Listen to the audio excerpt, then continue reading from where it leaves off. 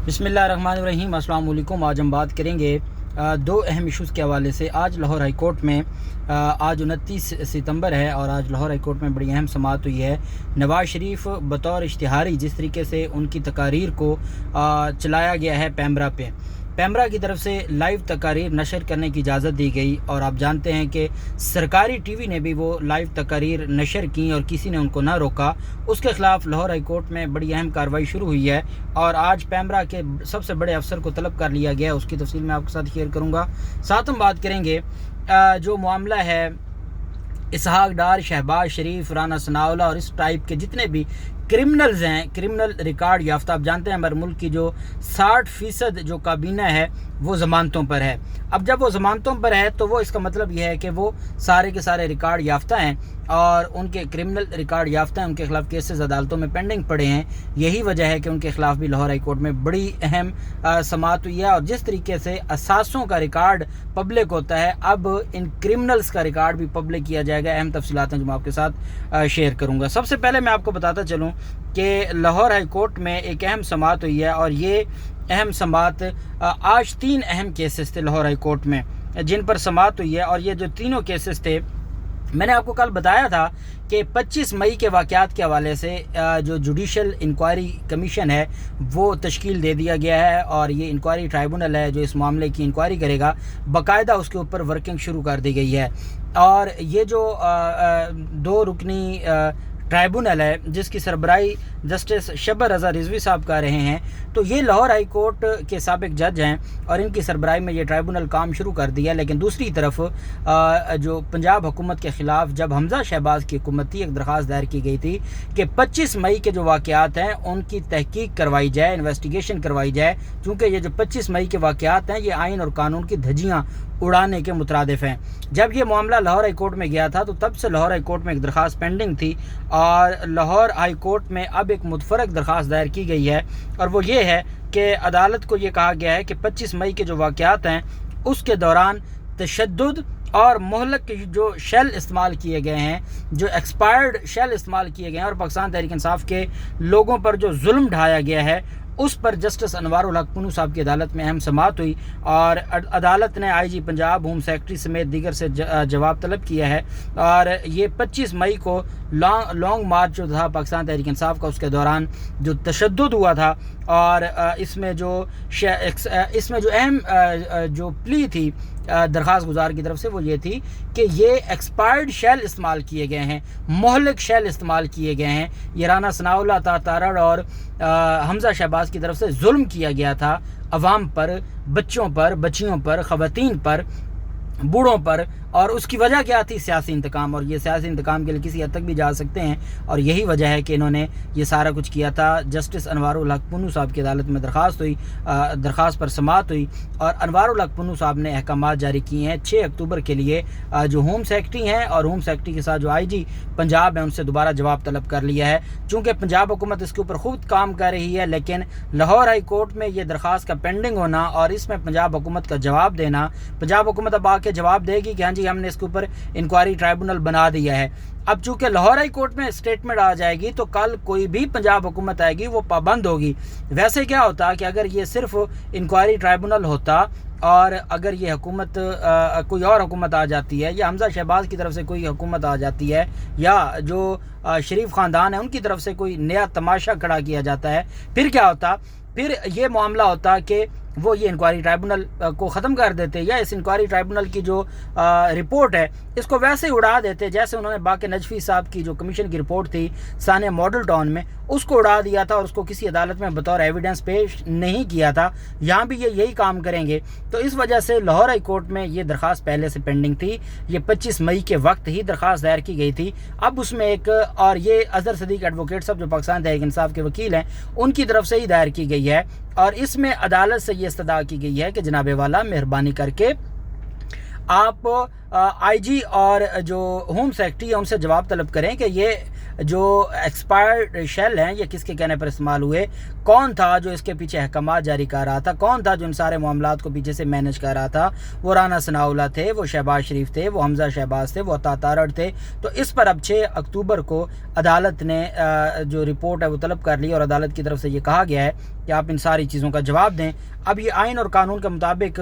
جواب دیا جائے گا، اور اس کے بعد پھر عدالت اس پر سماعت کرے گی، اور عدالت نے 6 اکتوبر کے لیے اس کیس کی سماعت کو ملتوی کیا ہے۔ جبکہ جو دوسرا کیس تھا وہ جسٹس شاہد وحید صاحب کے پاس ہے۔ جسٹس شاہد وحید صاحب، میں نے آپ کو بتایا تھا، یہ وہ دبنگ جج ہیں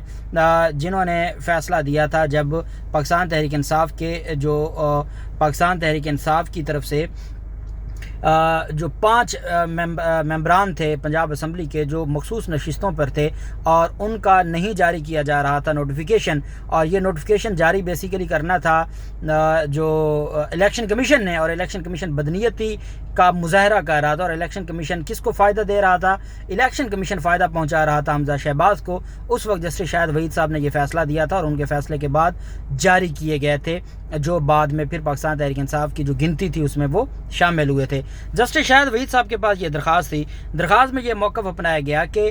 2019 کا اپنا نوٹیفیکیشن ہے پیمرا کا کہ وہ کسی اشتہاری کا خطاب نہیں چلائیں گے، اس کو لائیو نشر نہیں کیا جائے گا، اس کا انٹرویو نہیں چلایا جائے گا۔ ماضی میں اسحاق ڈار کے انٹرویو بھی چلتے رہے، نواز شریف کے بھی حال ہی میں جو انٹرویو اور ان کا خطاب چلایا گیا، اور وہ خطاب باقاعدہ پاکستان ٹیلی ویژن پہ، سرکاری ٹی وی پہ چلایا گیا ہے۔ تو جب یہ ساری چیزیں ہیں تو یا تو پیمرا بتا دے کہ انہوں نے کوئی نیا نوٹیفیکیشن نکال دیا ہے، یا انہوں نے جو سپریم کورٹ اور ہائی کورٹ کے فیصلے ہیں ان کے برعکس جا کے کوئی پرمیشن دی ہے نواز شریف کو، کوئی اسپیشل پرمیشن ہے جو نواز شریف کو دی گئی ہے۔ تو یہ ساری چیزیں بتائی جائیں تاکہ ہمیں پتہ چلے کہ کوئی نیا نوٹیفیکیشن آیا ہے، کیا ہوا ہے۔ جسٹس شاہد وحید صاحب نے اس کے اوپر سماعت کی ہے،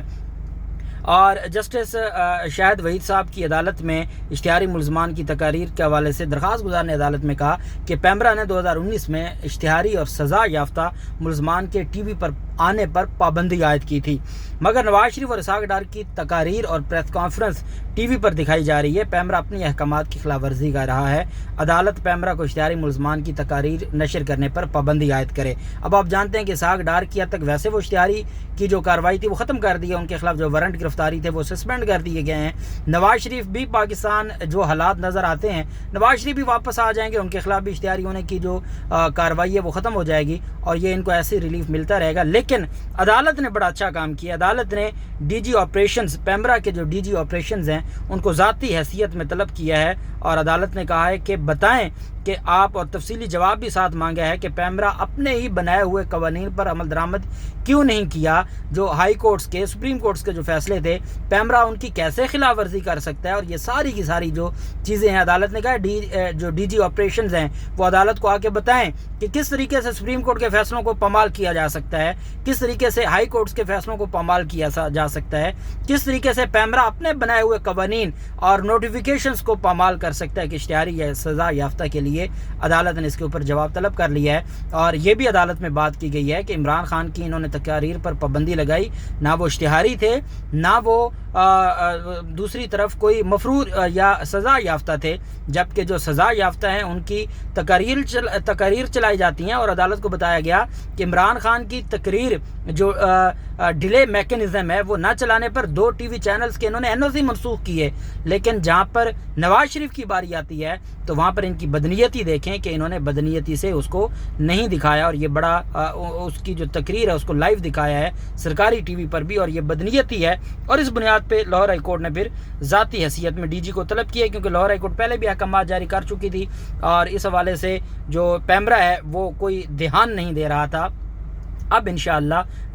جو ڈی جی آپریشنز ہیں وہ خود پیش ہوں گے، جبکہ لاہور ہائی کورٹ میں